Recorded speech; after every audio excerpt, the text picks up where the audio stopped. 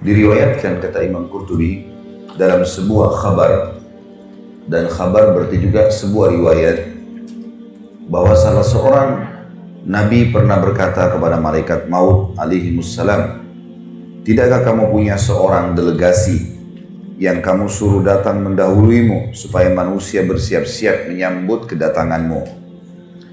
"Benar demi Allah," jawab malaikat maut, "aku bahkan punya banyak sekali delegasi berupa macam-macam gangguan dan penyakit, uban yang ada di kepala, berbagai hal yang menyedihkan, dan berkurangnya pendengaran juga penglihatan.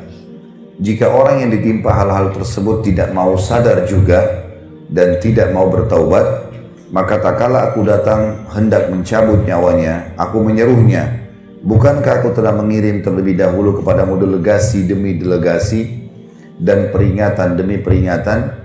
Aku adalah delegasi terakhirmu. Tidak ada lagi yang lain sesudahku, dan aku adalah peringatan terakhir. Tidak ada lagi peringatan lain sesudahku. Tidak ada satu hari pun di mana matahari terbit dan terbenam, melainkan malaikat maut menyeru, 'Hai orang-orang yang telah berumur 40 tahun, inilah saatnya kalian mengambil bekal. Selagi kalian masih berakal, anggota-anggota tubuh kalian masih kuat perkasa. Hai orang-orang yang telah berumur 50 tahun, telah dekat saatnya memetik dan panen. Hai orang-orang yang telah berumur 60 tahun, kalian telah melupakan hukuman Allah dan melalaikan jawaban atas firman Allah subhanahu wa ta'ala yang telah disebutkan di dalam surah Fatir ayat 37. A'udzu billahi minasyaitonir rajim. Awalam nu'ammirkum ma yatadzakkaru fihi man tadzakkara wa ja'akumun nadhir. Bukankah kami telah memanjangkan umurmu dan dalam masa yang cukup untuk berfikir bagi orang-orang yang mau berfikir, dan bukankah telah datang kepadamu an-nadhir atau pemberi peringatan?" Sampai sini dulu. Khusus lembaran ini kita harus mengambil pelajaran penting Bapak Ibu sekalian, dan sekaligus menepis beberapa persepsi negatif tentang masalah mati. Misal, orang menganggap nanti sudah keriputan, sudah tua sekali, sudah bungkuk badannya, baru dia mati. Ini persepsi salah. Karena banyak yang masih bayi mati, remaja mati. Persepsi yang lain, orang menganggap dia akan mati kalau masuk rumah sakit, sakit parah, di ICU. Maka ini juga persepsi yang salah. Karena ukuran rumah sakit dibandingkan dengan jalan raya, mana yang lebih banyak manusianya? Di jalan raya. Ruangan ICU ada berapa di rumah sakit? 1 atau 2. Mana manusia miliaran?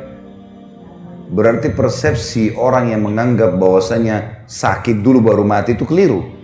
Karena sedikit sekali orang masuk rumah sakit. Gak banyak. Gitu kan? Lebih banyak orang yang lewat lulalang depan rumah sakit. Kalau ada persepsi yang lain juga mengatakan mungkin kalau tabrakan tiba-tiba ya, atau terjadi pembunuhan, perampokan baru mati, ya juga keliru. Banyak orang yang tabrakan dan juga ya, dirampok tidak mati, tapi banyak orang yang justru tidak dirampok meninggal dunia. Dan ambillah dari semua persepsi yang syaitan bisikan di kuping kita untuk lalai, maka tepis semuanya. Dengan sangat yakin kalau mati bisa datang setiap saat. Mau sehat, mau sakit, mau kuat, mau lemah, mau kaya, mau miskin, laki-laki, perempuan. Jangan lalai terus. Kita perlu tahu dan garis bawahi satu hal Bapak Ibu sekalian. Kalau umur yang telah berlalu, umumnya lebih panjang daripada umur yang tersisa. Karena umur yang telah berlalu, itu yang sudah pasti kita laluin. Misal umur kita 40 tahun, itulah umur kita yang sebenarnya yang sekarang, yang sudah kita laluin, sudah kita nikmati, sudah kita lakukan berapa banyak aktivitas. Umur ke depan kita nggak tahu, sehari kah, 2 hari kah, seminggu kah, kita nggak tahu. Tapi umumnya kata ulama, umur yang berlalu pasti lebih panjang daripada umur yang akan datang, karena umur akan datang masih tanda tanya, nggak tahu berapa lama. Tanamkan baik-baik itu di benak kita Bapak Ibu sekalian supaya kita sadar. Banyak orang yang terus lalai, seakan-akan dia masih lebih panjang. Kalau sekarang 40 tahun berarti kalau saya hidup lagi 40 tahun ke depan, saya masih berumur 80 tahun. Kalau enggak, kalau meninggal tiba-tiba, banyak orang loh, kulitnya mulus, badannya sehat, apalah dengan bahasa-bahasa manusia, seksi lah, cantik lah, gagah lah, tampan lah, apalah segala macam, hilang cuma jadi kenangan. Begitu mati cuma dikenang, oh ibu itu dulu cantik, dulu, selesai.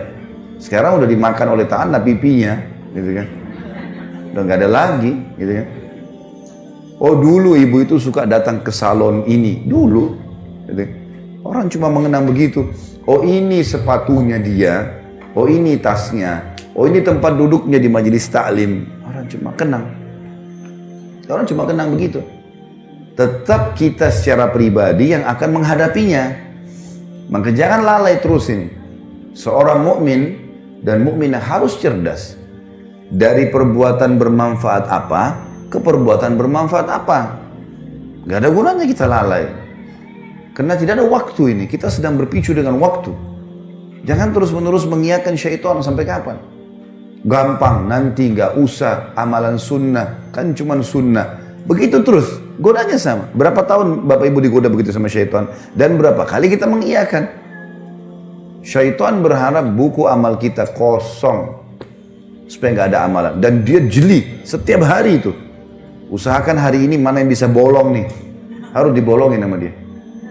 Dan kita tidak bisa perbaiki. Sekali dia berhasil bolongkan. Ini misalnya tadi malam nggak tahajud. Biar kita nangis darah. Nggak bisa lagi perbaikin. Sekali nggak duha nih, pagi ini masih ada waktu, habis taklim sebentar sholat duha. Sekali nggak duha, maka target syaitan supaya buku hari ini, di tanggal ini, di buku lembaran kesekian, dia kosong duhanya. Dan nyesel-nyesel nanti hari kiamat.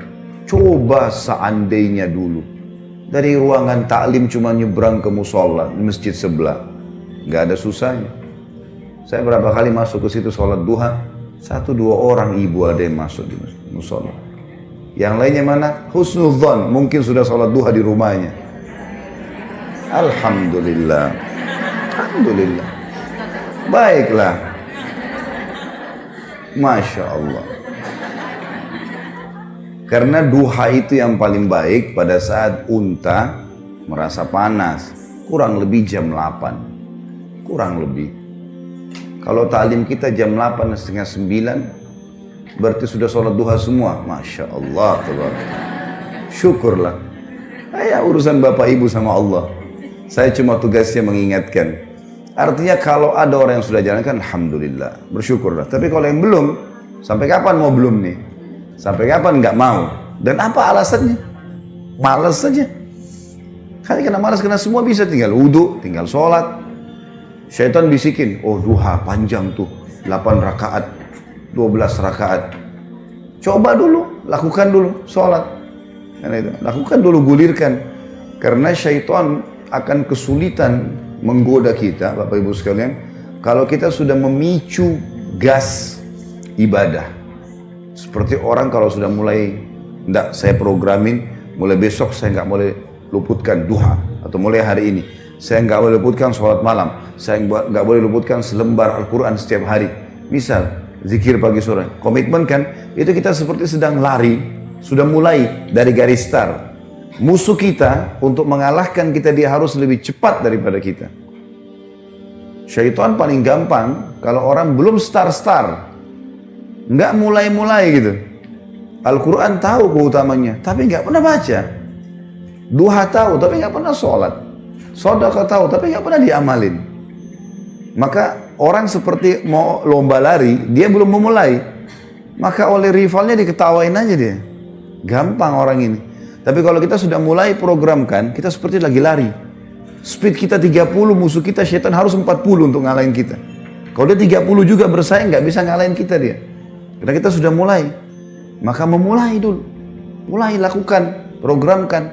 Jangan lalai terus, seperti itulah. Delegasi-delegasi yang dari malaikat maut sudah banyak. Dijelaskan dalam paragraf ini. Adanya uban, mulai melemah, tidak seperti dulu lagi. Penglihatan, pendengaran. Enggak Ustaz, saya masih kuat semuanya. Baiklah, kalau gitu tunggu panggilan yang terakhir nanti. Kalau tetap merasa begitu. Tiba-tiba nanti datang malaikat maut baru nyesel. Coba dulu ya. Nah, coba dulu nggak ada gunanya.